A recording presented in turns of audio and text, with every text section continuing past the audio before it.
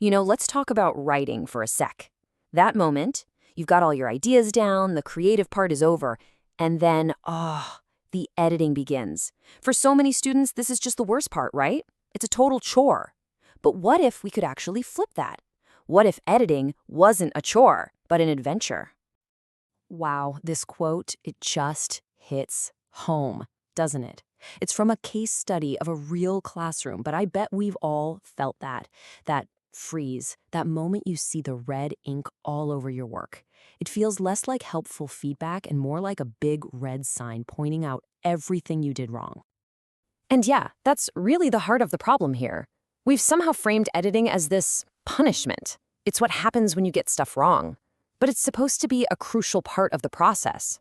It should be the victory lap where you polish your work, not some finish line you're being forced to crawl across.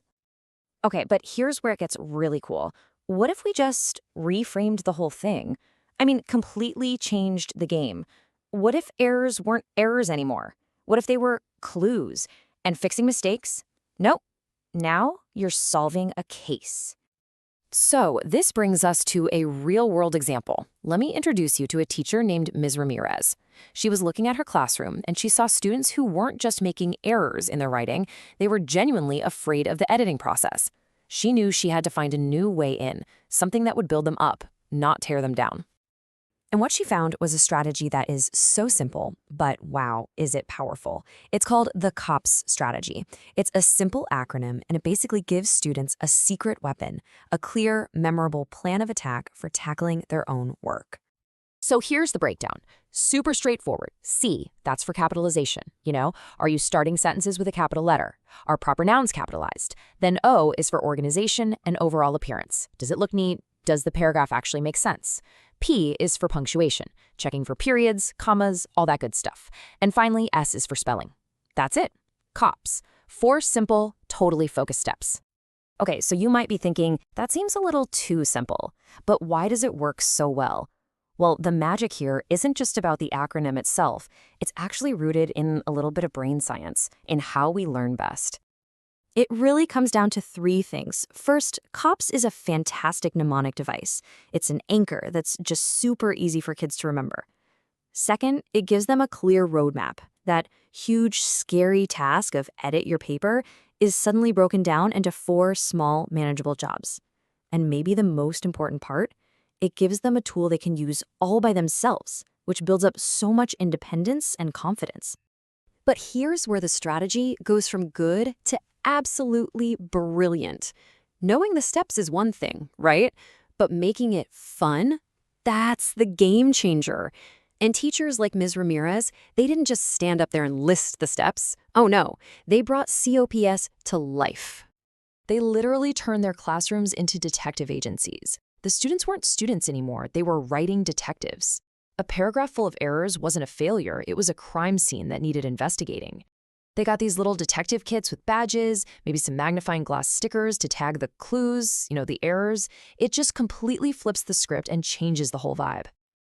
And they took it even further. Look at this.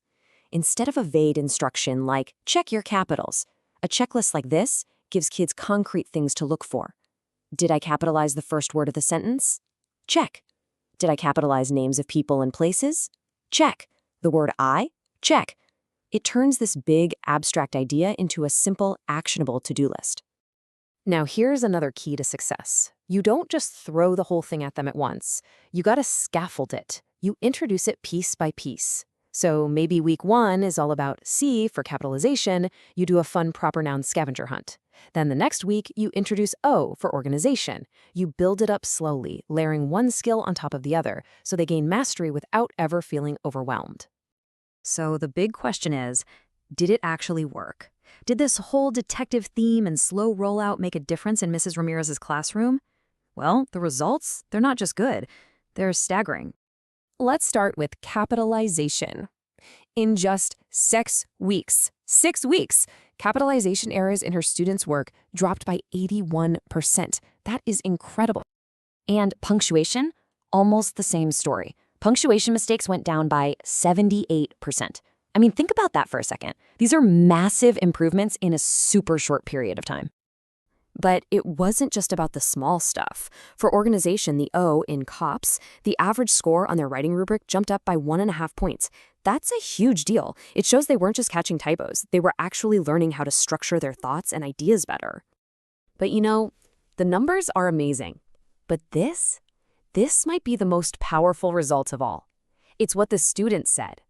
They talked about editing as solving a mystery. They felt empowered to catch my own mistakes first. That's not just better writing, that's a complete change in mindset, from fear to fun. Okay, so you're probably wondering how you can use this, whether you're a teacher or a parent. Let's wrap up with a quick look at the best practices for getting your own writing detectives on patrol. All right, let's boil it all down. The big do's. Make it visual, make it fun, make it interactive. Teach one little piece at a time, and please celebrate the growth, not just perfection. And the don'ts? Don't just throw the whole COPS acronym at them in one day. Don't just use boring worksheets. And most importantly, don't make it feel like it's all about finding what's wrong. The real goal here is empowerment. So when we ask ourselves that big question, how do we turn something kids dread into a skill they're proud of? The COPS strategy really gives us a fantastic answer. By giving them a clear structure, making it a game, and cheering them on every step of the way, we can help them move past that fear of the red pen and become truly confident, capable editors of their own work.